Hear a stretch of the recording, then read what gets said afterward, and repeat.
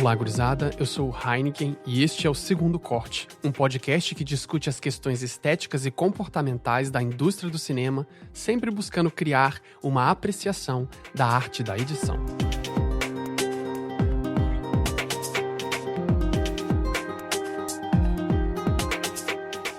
E no episódio de hoje a gente vai falar sobre o filme Lady Bird. Eu não sei se esse filme teve tradução no Brasil, é um filme de 2017, escrito e dirigido pela Greta Gerwig, ou Gerwig, que é uma estadunidense americana, famosa diretora, importantíssima diretora, com muitas coisas pra gente discutir sobre a direção dela especificamente e sobre ela. E para falar sobre esse filme e discutir sobre esse filme, estamos aqui com o Duca Mendes. E aí, Duca? Fala, Heineken, tudo bem? Me falaram que esse filme era de menina, mas tô aqui pra reforçar que é de menino também e de quem mais quiser. E sobre a questão da tradução, como você tinha comentado, aqui no Brasil, por um motivo que eu ainda não pesquisei, quando a gente não consegue traduzir, a gente cria alguma coisa depois do nome. Então é Lady Bird, A Hora de Voar. Olha! Poxa, tem a ver mesmo com o filme. Então, faz mas sentido. Não precisava. Tem a ver, mas não precisava. Maravilhoso.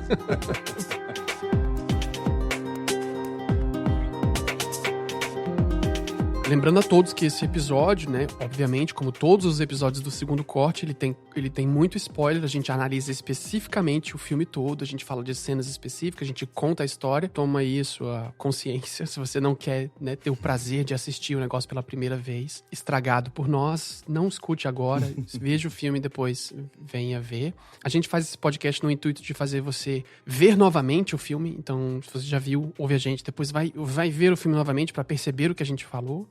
Né? Então, por isso que a gente chama Segundo Corte e, consequentemente, por causa disso, a gente também não tem uma pegada, né, clara sobre a questão jornalística. Então, a gente não vai ficar falando de coisas sobre a Greta, ou quem é o Nick que editou, por que a Sarcisi, sei lá como é que pronuncia o nome da atriz, é muito difícil esse nome dela. Ou se o final é bom, se não é. A gente não vai nesses aspectos, a gente vai pelo aspecto técnico da edição para tentar levantar questões interessantes acerca do filme como obra, tentando fazer o que a gente diz que é apreciar o trabalho artístico. Então, muitos podcasts já falaram sobre esse filme é de 2017, ele já foi discutido bastante. Ele é um filme muito importante, porque essa diretora é muito importante para essa luta da inclusão de mais mulheres no audiovisual. Ele é um filme que eles chamam de empoderamento. Eu sempre fico achando esquisito eu mesmo, como homem, falar sobre empoderamento. Mas ele é um filme de empoderamento, né? Muitas mulheres que discutem as questões do feminismo usam esse filme como uma boa referência de uma personagem feminina importante. O filme não é um filme para mulheres, sobre mulheres necessariamente, né? É um filme para todo mundo mesmo.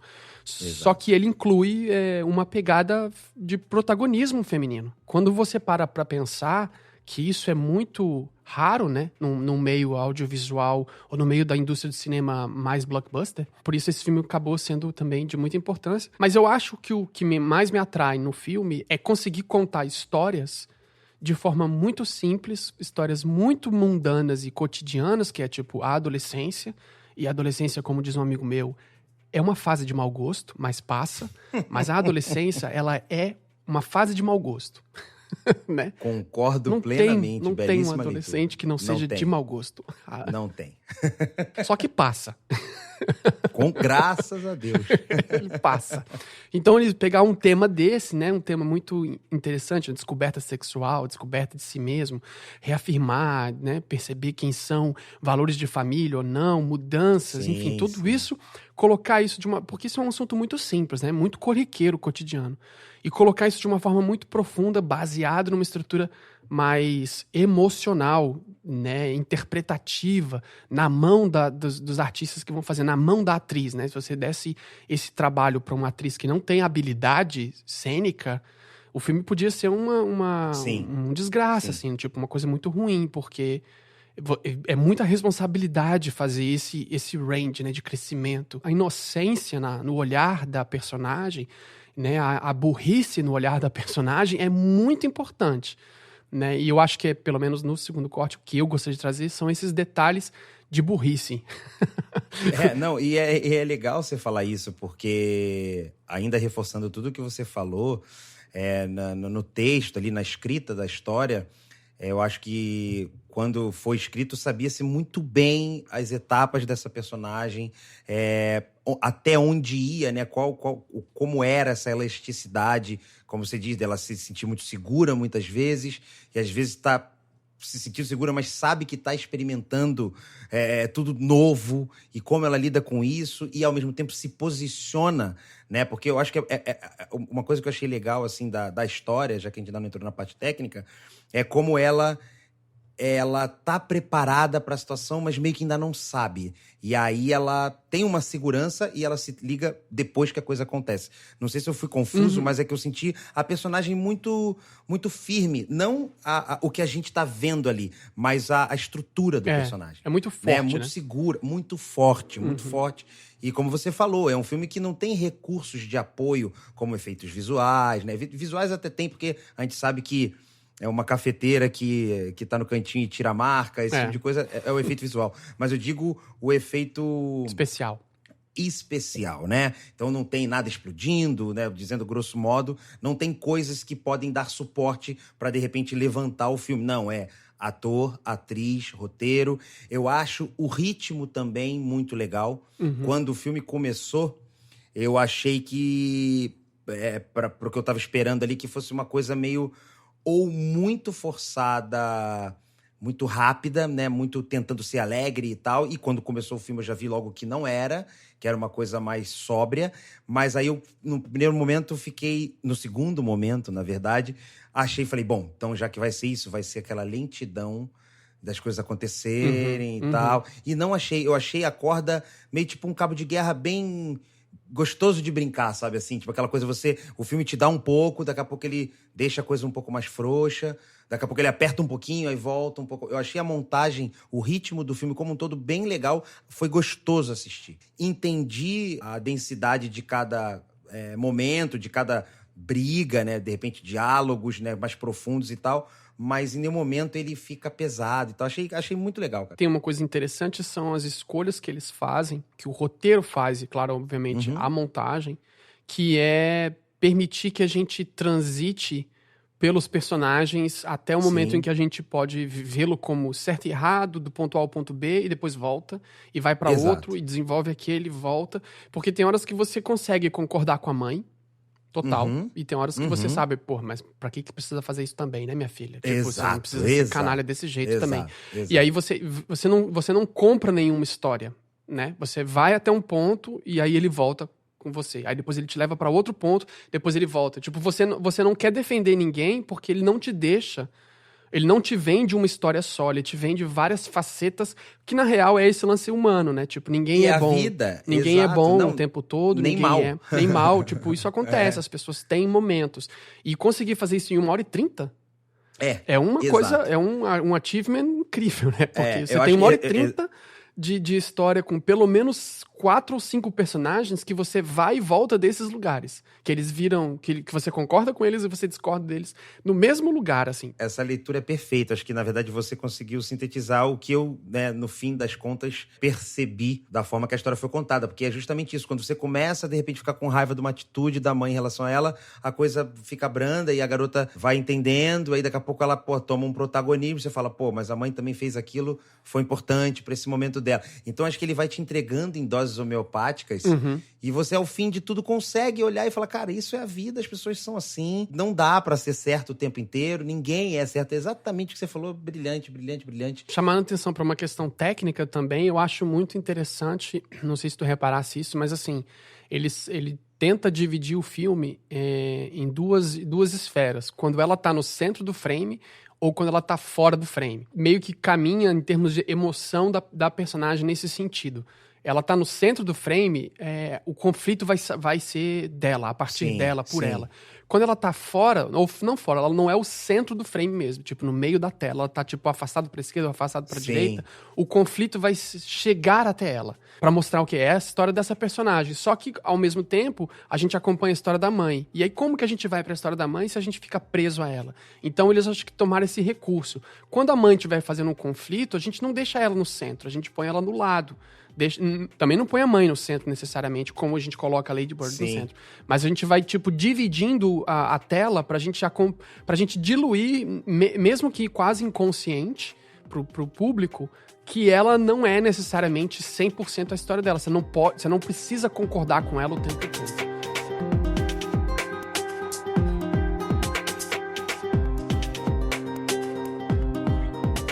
A performance de todos os atores que fazem vilão, mocinho, bandido e tudo, é sempre tentar conquistar que aquilo que eu tô fazendo é verdade. A gente tem que pensar nisso. Todo ator que pega um personagem que vai fazer um mentiroso, ele não vai fazer um mentiroso, ele vai fazer um cara que tá falando a verdade e que o resto dos outros estão falando outra verdade, fazendo com que ele seja um mentiroso, entende? Então todo ator ou atriz, ele tem que vender o seu personagem como se ele fosse o principal.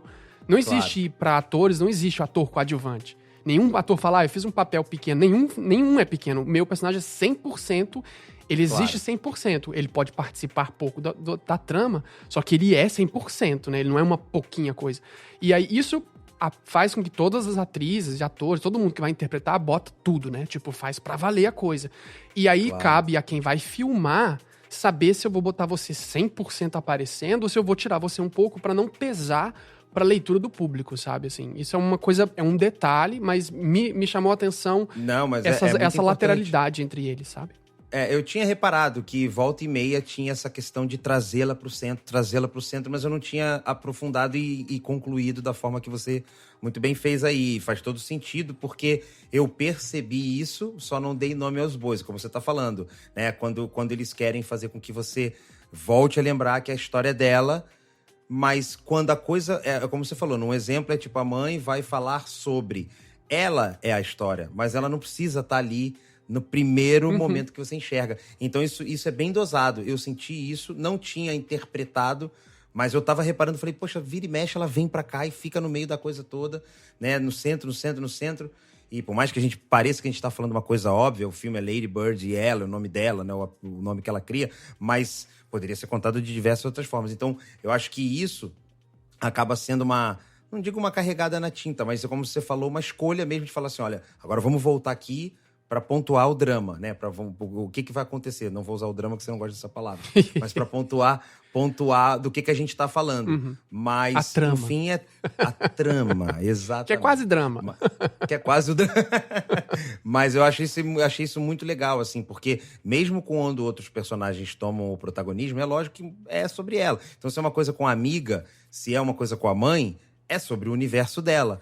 Mas ela não precisa estar por ali, chamando a atenção. Achei isso muito legal. Exatamente. E outra coisa também que é um detalhe que eu não sei se ficou presente o tempo inteiro, mas me chamou a atenção em alguns momentos, que a câmera sobe ao longo do filme. Tipo, a gente enxerga as coisas meio de baixo pra cima numa parte do início, a gente enxerga as coisas meio niveladas no nível do olho pra cima, e depois a gente faz umas câmeras mais afastadas, a gente enxerga mais coisas e mais alto, né? Tipo, vê as coisas mais pra cima, mais pro final, como se aos pouquinhos a gente também crescesse como ela, né? Tipo, a gente aumenta e amplia a nossa visão ao longo. Esse eu confesso que não percebi. Eu senti, foi uma coisa do ritmo mudar um pouquinho. Eu fui sentindo que as coisas eram mais... Não saberia pontuar quais cenas ou a partir de qual momento exato acontece, mas quando ela começa a ver que vai embora, que vai ter o lance da faculdade, tal, as coisas começam a se resolver um pouco mais rápido, né? Assim, é uma coisa também natural, né? Porque você já entregou muita coisa, mas eu senti que a coisa, pra mim, foi como se assim, pô, ela tá mais consciente das suas atitudes. Sim. E aí as coisas acontecem. Acontece isso, tem uma briga, aconteceu a briga, já corta pra próxima coisa. Aconteceu um negócio com a amiga que ela vai sair, pum, já corta pra próxima coisa. Não tem aquele timing de reflexão que tem no começo, né? Porque eu acho que no começo tá muito associado desse posicionamento, desse ponto do personagem de adolescente sendo adolescente. Viaja muito, fica pensando sobre as coisas, fica paquerando o menino, aí fica olhando com a menina, tá com a cabeça voada. Do meio pro final, quando as coisas começam a ficar mais sérias e a vida dela vai mudar mesmo, as coisas começam a ser mais tight, assim. Eu senti isso também. Por isso que eu acho que eu gostei tanto da montagem, porque ela foi me levando e não deixando aresta, sabe? Eu não sei se você notou, talvez você tenha notado, porque tu que nota bem mais isso do que eu. E fica menos saturado também. Exato, também. A cor vai ficando mais... como é que chama isso? Mais madura? Como se, tipo desaturado. Assim, não é juvenil, né? Não é mais aquela coisa cartunesca. Exato. Vermelho não é mais vermelho explosivo. O filme, quando eu comecei naquela coisa daquela mania que eu falo às vezes lá, do filme de criança, né? Pra quem já ouve aí ou não ouviu alguns episódios anteriores que eu já citei, essa coisa muito colorida, muito funny, não me comove num primeiro momento. E eu achei que esse filme teria. E quando ele entrou, ele já não era tão saturado. Porque assim, você pensa, uma menina que tem o cabelo rosa, eu falo, lá vem. Tem o amarelo, vai vir com rosa, as cores, os complementares vão acontecer. E ele já não veio tanto assim. Ele veio um pouco mais light, né? Então ali, vamos dizer, de 100% de saturação, caiu pra... Ele é um 85, ele começa aí. Mas eu fui sentindo que não só... Acho que na cor em si, mas na direção de arte, ele começa a ficar mais sóbrio. Acho que até mais isso. Porque eu não sinto uma diferença de saturação. Eu sinto uma tirada de cor na direção de arte. Entendi. Eu tava achando que o cabelo, por exemplo, dela, quando o cabelo vermelho não é mais vermelho... Mas é porque eu acho que ele vai desbotando. Sim, exato. Eu não acho que é uma coisa que... Não, mas nada que uma máscara no Da Vinci não resolva. Não, é. Não, mas eu acho que não foi uma escolha de pós, assim. Eu não sei se tem uma mão na pós de tirar. Entendi. Eu senti que em alguns elementos, os lugares que ela transita, as coisas vão ficando menos, sabe, mais iguais, menos contrastantes, entendeu? Entendi. Acho que...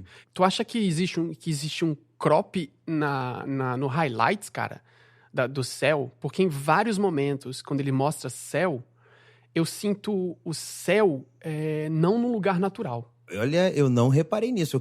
Tô até procurando aqui, tô varrendo a timeline dele aqui pra achar uma cena. Por exemplo, tem uma cena aqui, talvez da muretinha. Isso, essa aí. Essa da muretinha. Essa cena. Essa eu achei muito curiosa, inclusive. Eu tinha até separado. Ela acaba tendo um pouco mais... Talvez uma percepção minha, tá? Porque não tô botando na régua.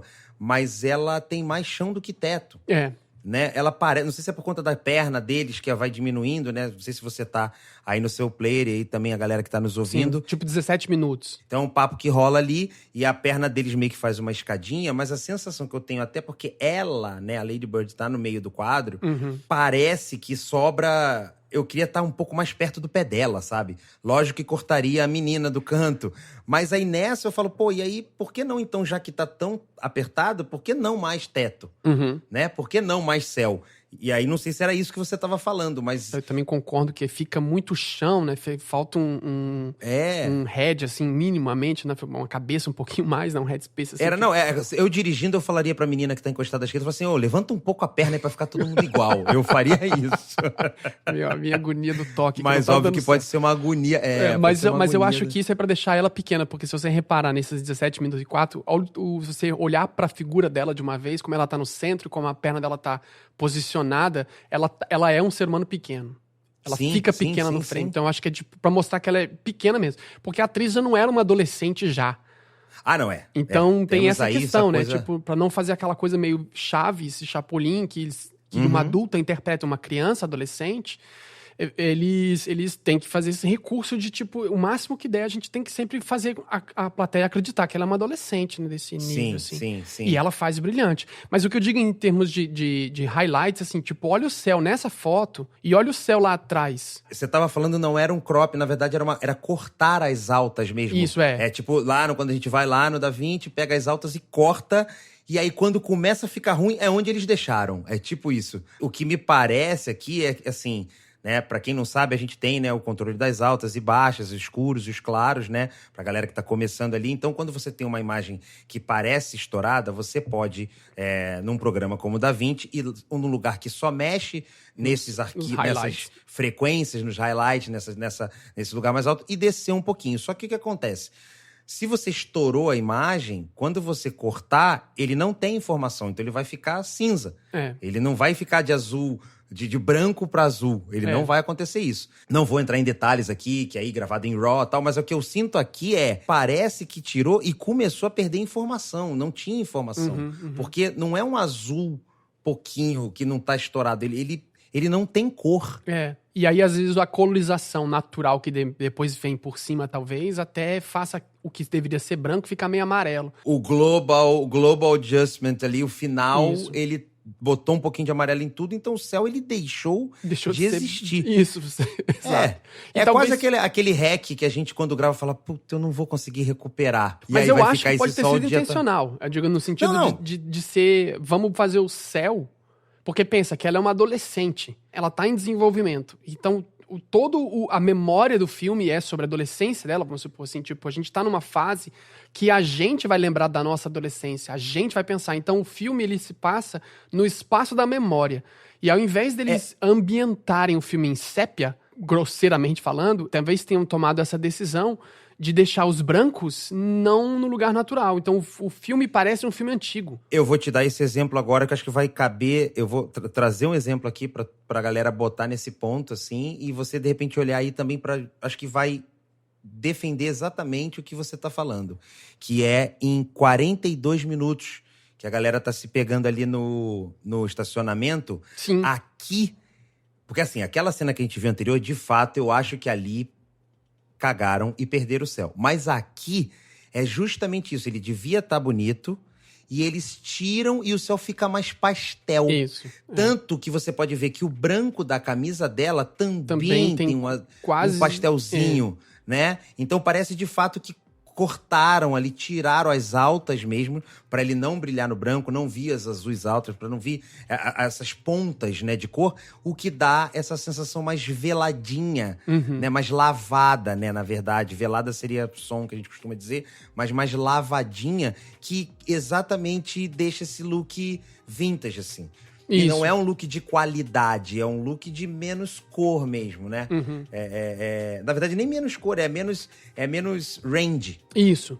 Menos range, menos alcance dinâmico. Então, eu acho que essa aqui responde essa nossa dúvida, cara. Eu acho que faz todo sentido o que você falou. As altas todas são meio cortadas pra não ficar nada gritando, assim. É.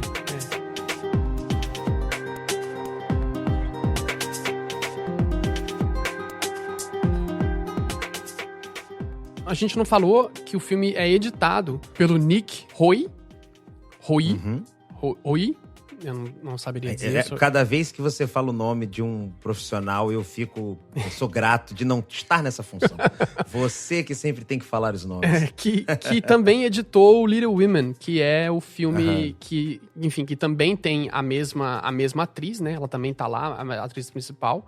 E também é um filme escrito pela Greta e dirigido pela Greta, ou seja, são, né, uma dobradinha aí, que ela pegou a Sarcy e o editor e fez logo 2 filmes de uma vez, né? O Little Women foi um filme de 2019 e é também muito, muito bom de edição, muito suave e tem a mesma pegada, né? Um flat na história, né? Tipo, a gente vai acompanhando a história através de uma performance emocional e não tanto textual. Aí tem uma questão que eu queria chamar a atenção, antes da gente começar a pontuar cenas. Esse é um filme que ele tem muita base de emoção na interpretação e não tanto na verbalização, não tanto no diálogo. As frases, elas não são profundas e intensas, né? A história é mais importante. E eu acho que o Brasil, né, a América Latina como um todo, a gente tem muita força nas letras, por exemplo, de música, né? A gente tem muita força na história que está sendo contada e não necessariamente no peso. Por exemplo, pensa em rock progressivo, por exemplo. O rock progressivo, o cara lá, o Genesis conta a história do hermafrodita, ele pega o contexto da ideia, ou o Pink Floyd que pega uma ideia da guerra, e aí a história é aquilo, e que a gente não exatamente entende, não é linear, a história é meio abstrata, porque é uma ideia, né? E aqui não, e o Brasil também, muito por escola disso, a gente trabalhar histórias que sejam muito claras, que a gente está falando de um assunto tal, a história vai do A mais B, e é muito baseado nisso, só que não é muito baseado numa textualidade verborrágica dos personagens. Sim, concordo. Sim em cima de uma emoção. Então esse filme ele é meio contraditório com essa ideia. Ele é um filme de história, mas que você não tem necessariamente alguém te explicando a história, um narrador ou a personagem falando muita coisa, né? É muito pautado nas interpretações. Tanto é que, a grosso modo, boa parte das pessoas que falam sobre esse filme sempre citam a performance, né? Sempre falam, nossa, a performance é incrível. É uma coisa que destaca para as pessoas. Porque você, na verdade, acompanha a história por causa da performance. Mas é muito sobre, tipo, dizer com os olhos, interpretar, ouvir, tem muito isso o filme todo. Só que tem uma questão com isso que tu tá dizendo, que o filme faz uma escolha de target nesse momento, porque assim, ele é muito próximo para pessoas que tiveram problemas pessoais na família com esse tipo de relacionamento. Assim, se você... ele não é um filme que fala a todo mundo, porque ele tá muito calcado nessas pequenas nuances que a mãe tem de ofender a filha. E aí, tipo, uma mãe que ofende a filha fora da instituição mãe, que todo mundo entende que mãe nunca ofende. Claro. Então, claro. E ela bota uma mãe vilanesca em alguns momentos. Você tem uma mãe vilanesca em alguns momentos que você questiona os valores da mãe e ao mesmo tempo você fica pensando, não, mas mãe é mãe, peraí, sabe? Você fica nessa luta, só que ao mesmo tempo vão ter pessoas que tiveram relações com mães complicadas ou que tiveram relações com mães muito simples que vão se relacionar com o filme de uma forma diferente porque a base que o filme calca é esse lugar emocional.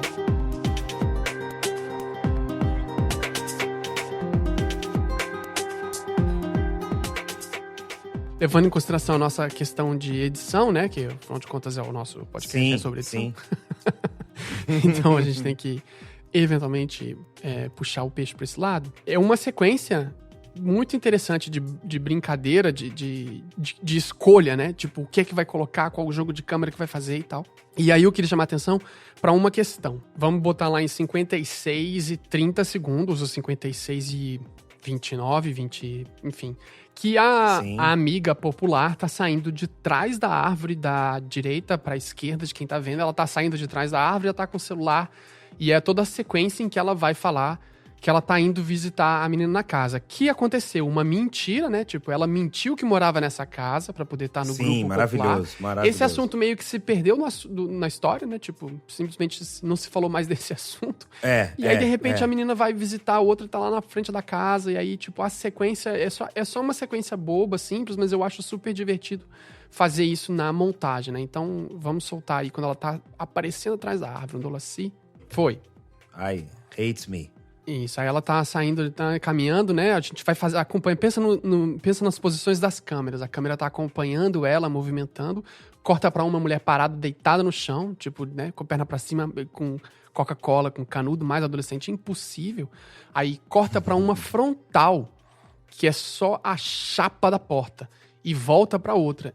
E volta pra essa parte de fora, vai pra dentro da menina e a câmera se levanta com ela. E aí corta pra... Ela tá gritando, né? Ela vai falando, ela berra, e aí corta pra casa imponente, já com a porta aberta, e aí vem ela entrando. Ok, para aí. Tipo, o que eu acho muito legal?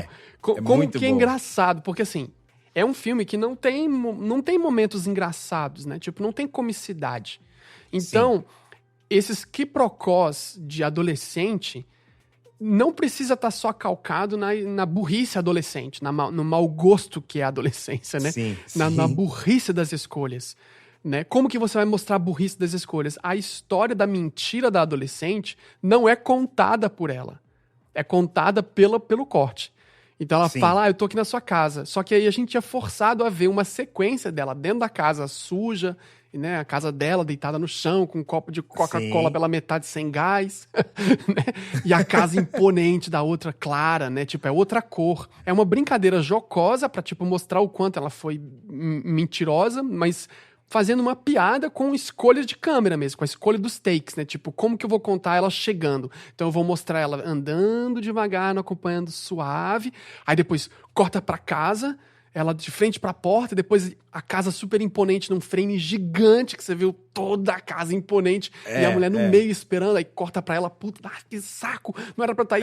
E depois corta pra uma cena completamente cotidiana, que é ela entrando numa cozinha, tipo, parada, tipo, aí o filme, ok, beleza, a gente já fez a piada, né, pra voltar pra parte emocional, né? Então eu acho essa cena maravilhosa. Muito, e o time, né, o corte é perfeito, assim, porque enquanto você vai esperando, né, quando você acha que vai acontecer a próxima coisa, ela acontece tanto que quando corta pra essa cena que você tá falando da conclusão com a amiga entrando, parece de fato que ela entrou na porta, deu tempo dela virar, só que aí é o tempo de você respirar e ver uma outra fotografia, né, um salto, né? Tem um espaço de tempo, obviamente, porque a principal tava numa sala e agora ela tá na cozinha. Isso. E a outra tá entrando, mas a outra tá no mesmo ritmo.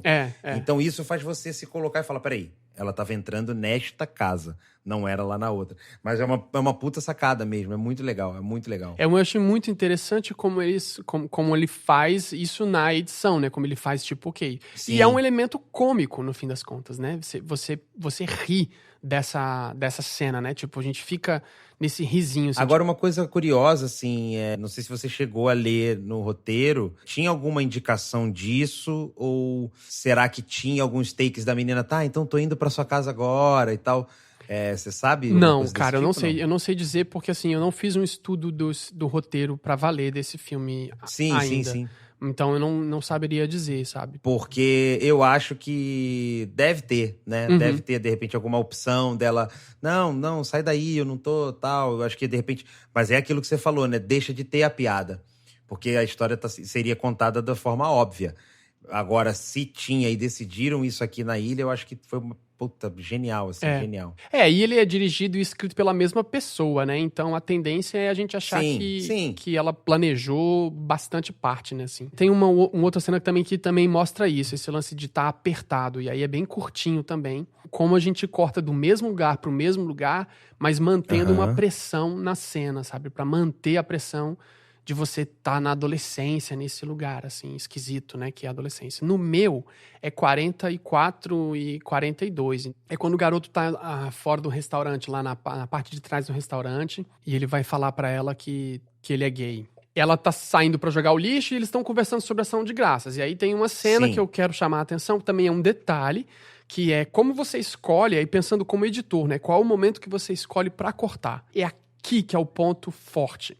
Diálogo, né? A gente no já diálogo. discutiu várias vezes isso ao longo dos nossos episódios, se for levar em consideração o Three Billboards, por exemplo. A gente discutiu que a escolha do corte ali era muito mais no sentido de apertar o filme do que necessariamente se preocupar com continuidade. Então tinha cenas que você via o personagem do Sam levantando, e no próximo corte você via ele levantando novamente, né? Acontecia isso de, tipo, se repetir. E assim como a gente discutiu no Portrait of a Lady também, que é um corte mais longo, que deixa piscar, Isso, deixa a exato. coisa demorar pra fazer o corte. Né? Então, é essa ideia que eu quero chamar a atenção aqui, que é como que o editor precisa decidir esse lugar de, tipo, é aqui que eu pego a melhor performance. Como a gente já falou, esse filme é muito calcado na emoção do personagem.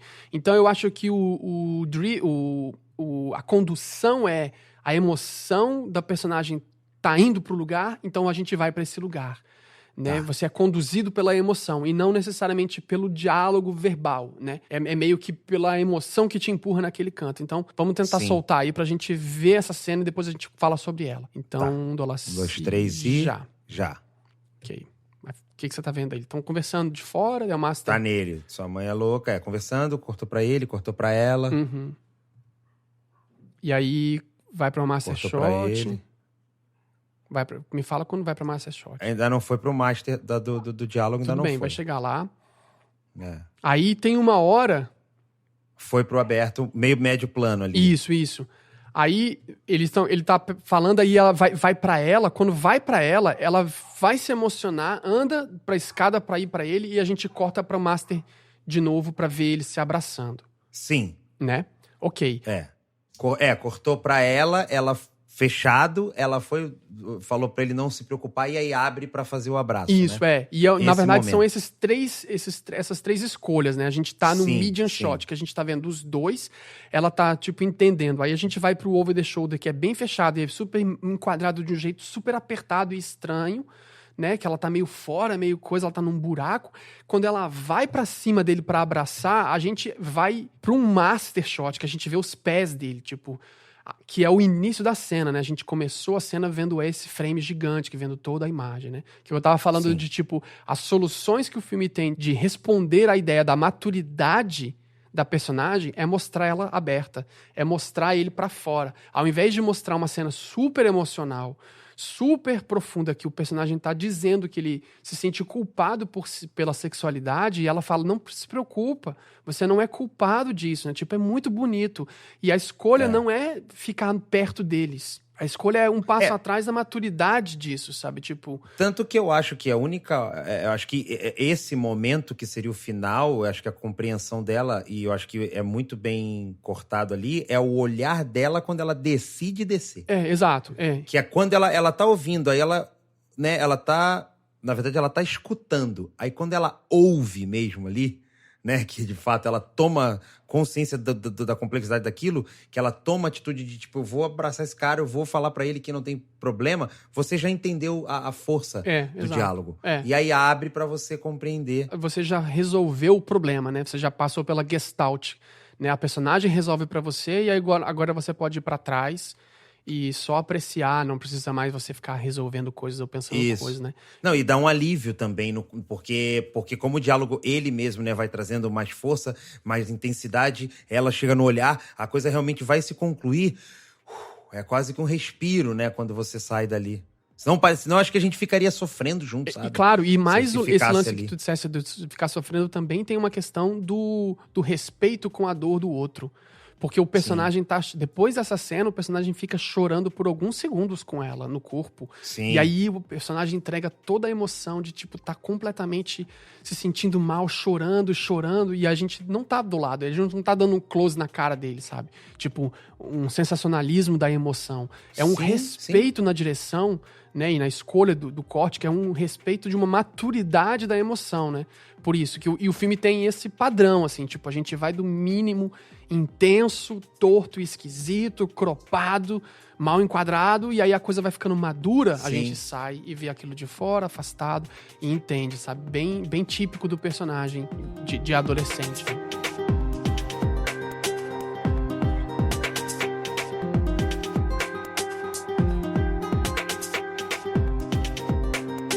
Outro lugar, que é só pra finalizar também, que eu acho super bonitinho, que é lá perto dos 51 minutos. Na verdade eu tô num frame que ela fala: seu pai luta contra a depressão há anos, que é a mãe em primeiro plano aqui na esquerda e ela à direita sentada no vaso, eu acho. Isso. A gente viu uma cena que ela tava fazendo sexo, se pegando, né, com o namorado, e ela vai pro banheiro e fica naquele lance de tipo, beleza, eu vou fazer sexo pela primeira vez, eu vou perder a virgindade, tipo, esse negócio todo é muito sério, né, pra uma menina naquele momento e tal, tipo, é uma parada muito importante. Então, é um momento muito tenso e ao mesmo tempo é um momento muito delicado de exposição, né? Não sei se todas as pessoas que estão nos escutando passaram por esse momento. Claro. Não, é uma parada que você conversa sobre o tipo de gosto que você tem de hambúrguer. Né? Não é tão comum, pode até ter alguém aí que conversa e tal, mas detalhe ninguém Exato. Então é uma parada assim meio tabu, ao mesmo tempo que eles têm um diálogo, a mãe e ela têm uma abertura que é engraçada, porque elas têm um diálogo, só que elas só se xingam, tipo, e os diálogos ao longo do filme inteiro é assim, elas têm uma abertura pra falar, mas cada 3 palavras, a próxima já é um corte da abertura, já é uma briga e já começa a mudar o assunto e tal.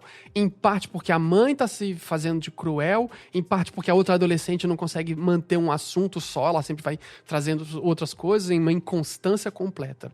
Eu tava me lembrando, antes, só pra fazer um parênteses, há muitos anos atrás eu assisti uma peça de teatro acho que do Grupo Galpão, se eu não me engano, de Belo Horizonte, que era também sobre adolescência. E no palco, era interessante porque a encenação da ideia da peça era... O palco, ele ficava... A lateral esquerda do palco era mais alta que a direita. E era isso. Então, todas as cenas eram tortas, assim. Os personagens caminhavam torto, tudo era meio caído. Para mostrar esse lance da adolescência desmedida, né? A adolescência é uma coisa... Desequilibrada, exato, essa é a palavra. Porque você tem um braço maior que o outro, o nariz cresce um pouco mais que o resto, tipo, tá tudo começando, então é aquela coisa, como eu falei, é um mau gosto. Tem gente que ficou assim, desse jeito, mas a maioria vai se acertando. Ou melhor, a gente vai enxergando como aquilo ser natural. Né? Exato. Porque acho que a coisa da adolescência é muito também botar uma lupa sobre tudo.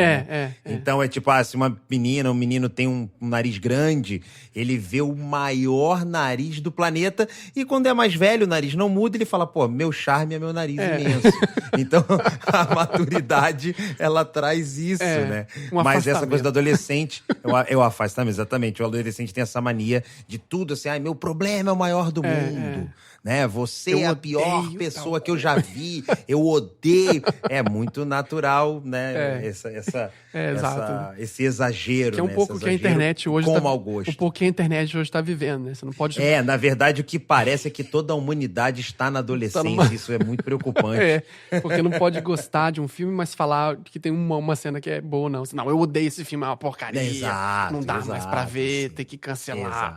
Não, tem uma coisa legal ali dentro. Não, é uma porcaria. Exatamente. Estamos exagerados a ponto de parecermos adolescentes. Exato. Enfim. Mas né? aí, então, essa cena que ela tá atrás da mãe, a mãe, tipo, tá fazendo isso e tá conversando com ela sobre essa questão, esse assunto tá no meio, a sexualidade, a expressão e tal, e aí ela encontra o comprimido de depressão do pai, ela sabe o que é aquilo. E aí a gente tem ela sendo jogada na realidade, né? Que tipo assim, talvez, pela primeira vez na vida dessa personagem, a 1 hora de filme, ela se dê conta que ela realmente é um peso pra família. Sim. E aí, cara, eles tomam uma decisão muito, muito inteligente de blocking e de corte. Quer ver? Vamos soltar aí. $1 e... Foi. Já. Ela tá conversando, aí eles falam sobre... né? Estão conversando sobre as questões e ela vai sentar. Tipo, isso pra mim é muito legal. Quando corta pra ela no espelho, pra ela poder falar da depressão. Tipo, ela toma a decisão de estar sentada e a gente vai pro corte do espelho e mantém esse take do espelho por um tempo. E quando a gente vai ver a reação dela, a gente tá nesse foco desfocado, nessa proximidade desfocada. E o master que a gente vê os dois é mais cristalino e melhor de ser visto. O que eu entendo com essas decisões, né? Vamos pausar aí. A gente viu ela sentando pra falar sobre um assunto que é muito sério, que é a depressão. Então, por mais que ela seja uma adolescente aloprada e tudo mais, ela sabe o ponto que lhe dá. Só que ela tá se dando conta que talvez ela seja o peso da família. E aí, pra gente pegar essa interpretação dela de que eu sou o peso, a decisão foi, vamos focar a reação dela no espelho, que é próximo. Só que ela no espelho não tá entregando as cenas e não tá entregando a emoção real. Ela tá só observando. E ela, quando está com o frame na mãe, que a gente vê máxima, aí ela tá reagindo. Então a escolha foi, a gente vai ver a ação dela na reação quando a gente tá vendo o outro personagem. Entende? Tipo assim, porque todo mundo, né, você sabe, né? A gente sempre divide câmera do personagem e câmera do outro personagem. E eles tomaram a decisão de fazer esse bate-bola com 2 câmeras, só que só uma tá contando a história. Exato. Sacou? Na verdade, ela com ela mesmo, né? Na verdade, ela com ela mesmo. E tem um espelho, a gente vê 3 delas, né? Tipo, a gente vê a mãe também refletida, né? Porque a mãe tá bem no cantinho, na direita, e ela sendo refletida, né? Então, essa brincadeira com o jogo de cenas, porque a gente tem uma master shot aqui, que talvez seja a cena toda filmada, Sim, a gente tem uma certeza. lateral filmando com tudo, provavelmente, e a gente tem toda a cena filmando com close em todo mundo, né? Aí na ilha que toma essa decisão. O que a gente enxerga? Porque com certeza isso não tá escrito no roteiro, né? Isso não aproxima pra gente ver. Não, é só um diálogo mesmo. A escolha de você contar a história quando você tá vendo as duas é muito inteligente. E como ela reagiu também. Eu acho que talvez ela tenha tido um direcionamento nesse plano, quando fizeram esse das duas em quadro. E depois dela só reagindo, porque parece que ela tá um pouco mais... na defensiva quando ela tá no espelho. Quando ela tá no espelho, ela tá com menos até força no rosto. Isso. Mas quando corta pra ela no aberto, ela tá mais ativa, assim. Então parece que é tipo ela e o cérebro dela, ela e a imaginação dela. E aí, eu acho que isso ajuda a contar dessa forma. Isso, e aí repete, por isso que eu tava falando daquele padrão, é que assim, quando as soluções vão acontecer, ou seja, ela amadurece, ela entende, a coisa acontece, a gente tá afastado sempre. É um padrão que a direção repetiu, que se repete na ilha, provavelmente, mas é isso, a gente tem que botar a câmera mais afastada, a gente tem que ver de longe, porque a personagem vai solucionar o problema agora, ou vai realizar na cabeça dela alguma coisa. Tipo, a mudança da maturidade acontece com o afastamento da câmera. E isso eu achei brilhante, cara. Assim, muito legal. É sutil muito pra legal. caramba, mas é brilhante. Acontece em vários momentos do filme. Em vários momentos mesmo. Não, é muito legal isso aí. Realmente é muito legal. Eu não tinha reparado, assim, a coisa do espelho, porque é exatamente isso. O corte, ele é praticamente uma vírgula, esse corte do espelho, né? Então você fica muito focado no principal, que é esse diálogo delas duas em cena. Então o corte do espelho, ele vinha ali como um respirinho, mas você, talvez na primeira... Eu só vi uma vez um filme, e talvez você não se toque, assim, muito dessa coisa, desse diálogo que tá rolando dela com ela mesma, né? Isso, assim, acho que é a nossa leitura. Não sei se a galera que viu o filme vai ver, vai perceber dessa forma, mas tá muito claro que ela com a mãe em cena é uma coisa, e quando ela tá no espelho, não é só uma questão de reação, é uma questão de um outro pedacinho dela, da cabeça dela. É elegante, né, cara? Eu acho muito elegante a edição desse filme. Que é aquilo, cara, o básico vamos chamar, né? É que a palavra não é essa, mas enfim, a galera aí eu tenho certeza que entendeu, acho que você entendeu. O que eu quero dizer é uma história, um roteiro do dia a dia, um recorte sem muita firula, mas fazer isso aqui é muito difícil. Muito difícil, Com essa elegância, com esse timing, e a coisa não descambar. Porque, por exemplo, esse filme não tem uma barriga sequer, sabe? Não tem um momento que o filme fala assim, putz, isso aqui tá lá ela com as amigas e não tal. tem Não tem, quase cara, até um momento de establish shot de cenas contemplativas que ela olhando pra cidade de carro de novo e vendo a cidade que a mãe via, tá no lugar exato da emoção, né? Exato, não tá exato, contando a exato. história simplesmente só pra te mostrar que é um ambiente, não um establish shot. Bom, aí a última, é só uma atenção, é a última coisa do filme, a última cena, lá no final, é a última vez que ela aparece, é tipo um microsegundo final, que é 1h30, talvez, aí, 1h. Que é quando ela terminou de falar no telefone, é a última cena. Ela vai terminar o telefone e vai pro blackout. É tipo alguns segundos antes do blackout. Eu tô com ela com o telefone na mão aberto. Isso, solta aí pra ver se ela no telefone na mão aberta. Deixa eu ver aqui. O que vai acontecer. Fechou o telefone. Aí ela olha pro lado, respira. Olha pra frente, pro lado, virou. Black. Isso. É muito bom esse final. Exato. É muito bom esse final. Eu lembro que quando eu vi, eu te chamei lá no Telegram e tal, e comentei. Eu falei, cara, o final é muito, muito bacana. Tem 3 questões que eu gosto de chamar a atenção e queria chamar a atenção pros nossos ouvintes. Quando tem cena de espelho, pode ter certeza que a equipe de câmera passou muitas horas descobrindo modelos e formas de botar e tal, porque tem que esconder a câmera, tem que aparecer o ator. O ator não sempre em cena de espelho, no blocking, consegue olhar pra ele mesmo, pra você achar que ele tá se refletindo. Tem toda uma trapaça que tem que rolar. Então, todas as cenas de espelho, você pode parar e analisar, que vai ter alguma coisa interessante ali, porque não é fácil fazer, então só tá lá porque precisa tá. Então, cenas de espelho sempre chama atenção. Outras 2 coisas que eu chamo sempre muita atenção quais são as primeiras coisas que a gente enxerga e qual é a última coisa que a gente enxerga. Tipo, a decisão de que o que é que acaba e o que é que começa. Qual é a primeira coisa que a gente vê? Qual é a primeira... É muito importante, né? A primeira fala do personagem é muito importante, mas a primeira coisa que o editor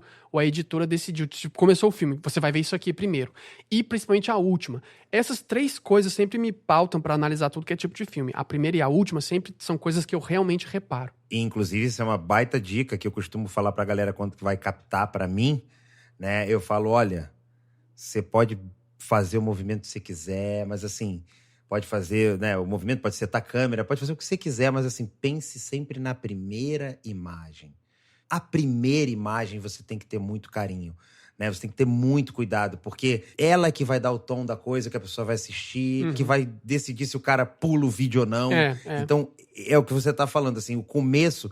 Toda fotografia tem que começar muito bem, mas eu acho que o começo do vídeo, a famosa primeira imagem... Então eu sempre chamo atenção para quando tu fores assistir um filme daqui pra frente e prestar atenção nas decisões que eles tiveram que tomar e por que eles decidiram, por que a editora decidiu me mostrar essa cena como sendo a primeira coisa e, consequentemente, por obviamente, metáfora espelhada, o último. O último também é tipo, qual é a última imagem que eu quero que você tenha dessa personagem ou dessa figura? Qual é a última coisa que você vai lembrar dela? Claro, se você conhece tipos de gravação e já esteve num set, você sabe que não existe o final. Você vai gravando, grava mais um, agora vai fazer mais outro. Nenhum ator tá interpretando, agora esse é o último frame. Esse é o último.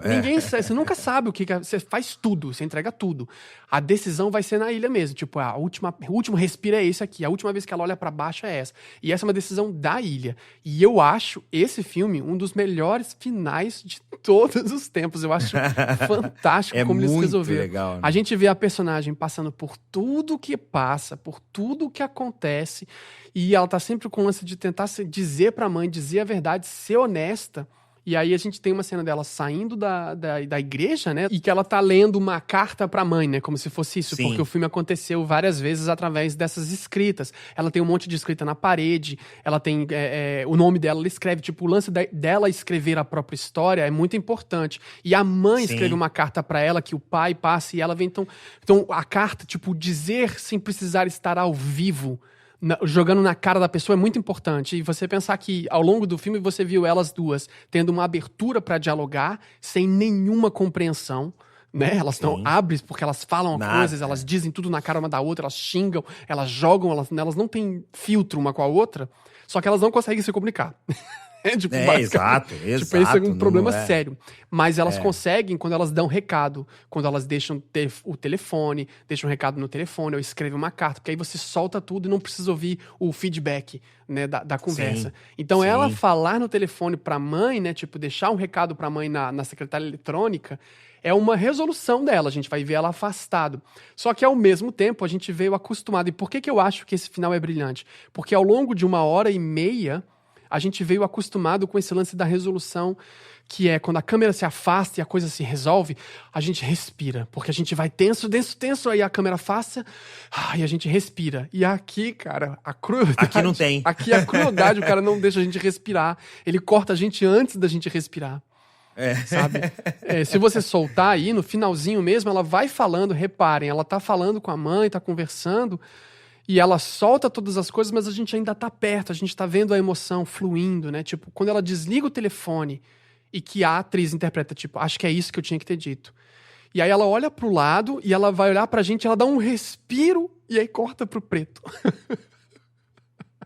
Não, é exatamente isso, porque ela falou eu te amo, tipo, ficou aliviada, ela, né? Ela olha pro lado e volta. Então, assim... E ela respira. Ela, primeiro você acha que...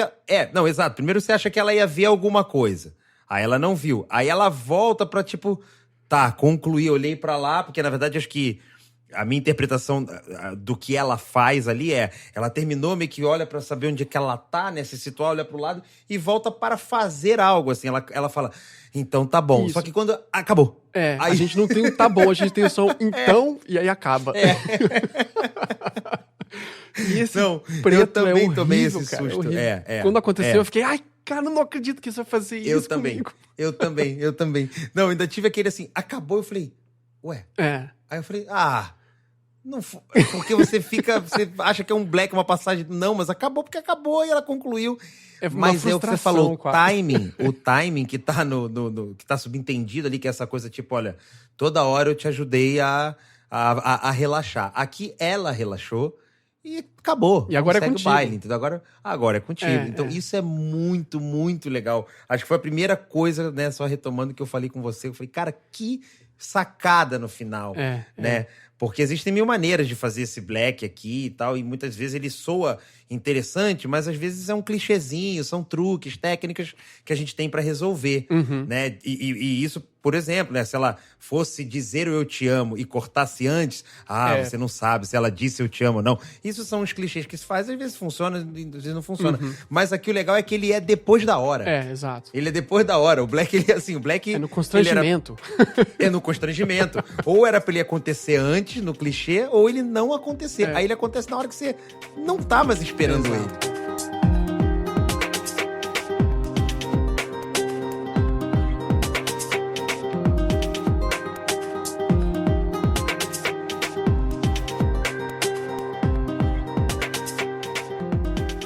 E já aproveito, inclusive, já que estamos na reta final aqui, para o momento dica. Tá bom. Então vou trazer aqui uma dica super bacana, assim, que a galera me pergunta muito, né? E a gente tá falando dessa coisa de como fazer primeira imagem, como fazer uma fotografia legal, teto, corta, mais luz, menos luz. Então tem um artigo bacana de um blog que eu acho que a gente já comentou aqui, que é o No Film School.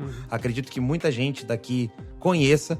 E não tô falando que esse artigo é o definitivo, até porque aqui são dicas, mas uma galera fez algumas 5 coisas, eu não lembro exatamente, vai estar o link aí na descrição, em todos os lugares, né? E pode perguntar também lá no Sala VIP, se você não faz parte, inclusive, faça a sua assinatura, participe com a gente lá do Sala VIP, que é o grupo fechado do Sala de Edição, onde a gente debate um monte de coisa e a gente passa o link lá se você não encontrar, mas são dicas de como fotografar, e aí vídeo ou foto, porque o assunto não é exatamente isso, mas como fotografar em casa de forma profissional.